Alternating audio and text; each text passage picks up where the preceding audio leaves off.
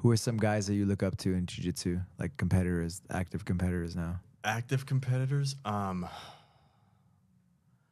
like as far as their styles, Yeah, or yeah. You're like, man, that guy's yeah. You know what? I really like a lot of the guys out of the UK. Owen O'Flanagan, okay. Owen Jones, Owen O'Flanagan for his guard, and he really, I really learned the shoulder crunch to Choi bar, that whole connected movement.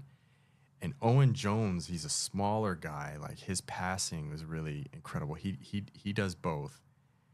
And I always like the guy Lankaker, him, From Tommy, Norway? No, yeah, or Sweden? those Norway, guys, Norway, yeah. right? Yeah. And Espen Matt, I'm gonna mess his name up. Matthijsen, Matheson, those guys. Yeah.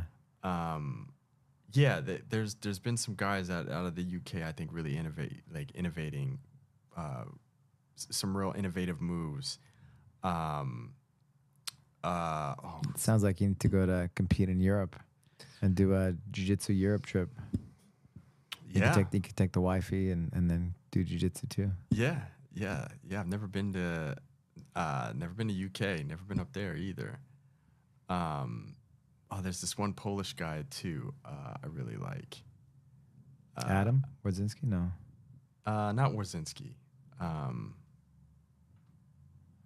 Mateusz Szczecinski. Have you heard of him? Yeah. Yeah. He's so that guy, a good leg locker. I really try to follow like what they're doing at the highest levels, and because I've been doing it for a while, so it's like it's always interesting what's popular right now, because it's always changing. Yeah.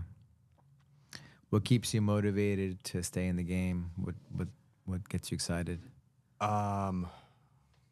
Yeah, that's a tough one, because it's tough to maintain that fire, So for me, at least, through injuries right now, I'm nursing one. I've got a separated rib, like an intercostal thing, and I'm just sitting there watching stuff. I can't get out there right now.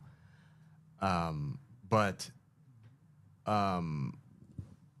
I still teach the kids at the 10th Planet program. Okay. So that motivates me to kind of keep in tune, keep in tune with the pulse of the sport, of the practice. And also for the sport aspect, I enjoy watching it too. And while I can still, implement some of the moves that I see, it's like, oh, I want to get out there and try this. For a while, it was learning no-gi, but now I think I have a pretty solid foundation in that. So I'm kind of getting back to the gi a little bit. It's like Andre Gavon. He's like, well, gi or no gi? He's like, man, both. Sometimes I do gi for a while, and then I do no gi for a while. Like when I was fighting, I was really doing a lot of mainly no gi, right? Like really just no gi. And then but it's great to do both, and you can. That's the beauty of doing both, right? Yeah, is you can go back and forth, and then it never stops, right? Because sometimes you get like not bored, but kind of like you want to switch it up, right? Yeah, and so you go back to the gi.